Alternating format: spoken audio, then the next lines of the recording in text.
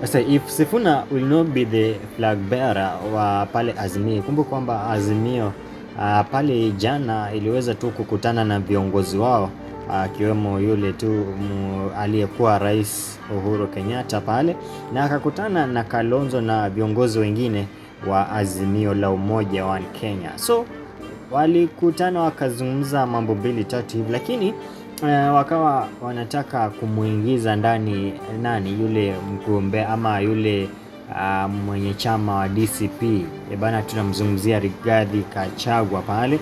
So walisema kwamba wanataka kumuingiza ndani ya Azimio, na pia vile wakamzungumzia bwana Edwin Sifuna pale.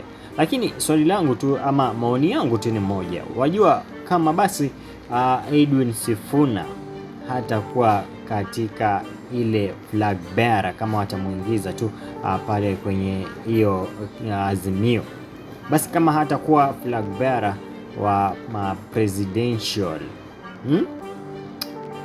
afadhali tu tamaisi, tusidanganyane, maana we have been seeing this cycle inaenda ikijirudia tu, those people wanaenda tu wakijirudia.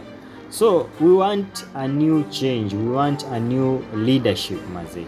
Sio wale viongozi ambao tulikuwa tunawaona tukiwa bado kitambo, na bado tu ni wale tu ambao wanataka kuja tena lead ama kuongoza our country. I say this has been just like a recycling thing.